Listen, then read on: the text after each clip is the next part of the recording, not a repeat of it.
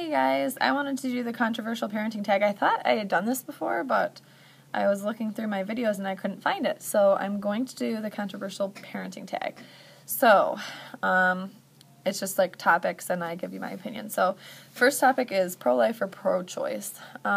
Obviously in a perfect world I would say pro-life, but I believe there are some circumstances where it's not really our choice, it's their choice. Baby wearing, I don't see how anyone could be against that. I didn't do it just because I didn't really know about it, but I don't see anything wrong with it. Circumcision, no, I am against that. Anyone who actually researches it, I think, would also be against it, but I think a lot of people are afraid to research it because they don't want to know. It's like a ignorance is bliss kind of thing. But I knew in my gut it wasn't right, and then when I researched it, it just got more and more reasons to not do it, so we didn't. Adoption, I don't know if I could adopt, but I actually am thinking about being a surrogate, because I don't know if I'm going to have any more kids, and I obviously can have healthy pregnancies, so why not give a baby to someone who could? I wouldn't use my own egg or anything, but I would be a donor for someone else. I mean, like, I would donate my uterus, not my eggs or anything, because I don't think I could do that. I don't know if I could do that part of it. Baby piercing, oh, I hate when they compare baby ear piercing to circumcision. I had my ears pierced as a baby, and I am glad that my mom got my ears pierced. If I had a girl, I would get her ears pierced as soon as I possibly could.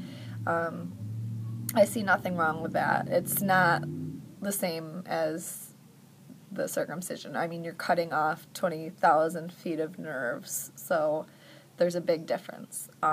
So I'm for baby piercing. Breast milk versus formula. Obviously, breast milk. I don't know if you guys have seen any of my other videos, but I am very pro breast milk, and I actually was a breastfeeding peer counselor at my local WIC for about 2 years, and I feel very strongly about breastfeeding.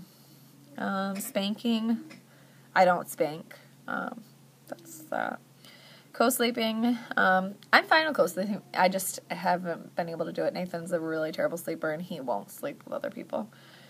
Home versus public versus private versus charter school for schooling. Right now, Nathan's in a private school. He goes to the Montessori school.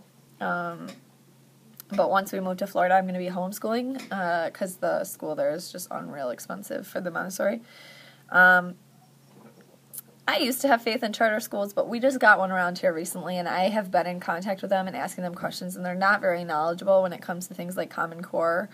So I don't think I would feel comfortable putting him in a charter school. Vaccinations, oh, this is a tough one. I didn't do research on vaccinations until he was already fully vaccinated, so that's one thing that I kind of fudged up as a parent.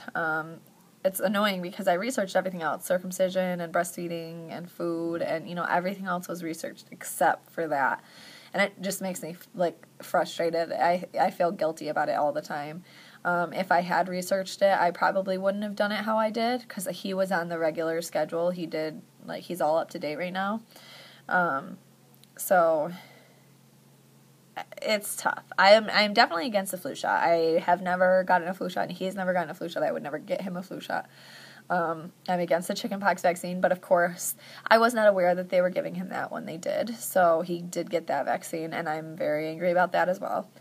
I'm okay with Hep A, B, and C in middle school. I got all of those, and those are, I think, necessary because a lot of them are foodborne, and I mean, I would give him those vaccinations, but as far as the number of vaccinations they have as babies, I'm not for that, but I did do it. Medicating children, I'm against that.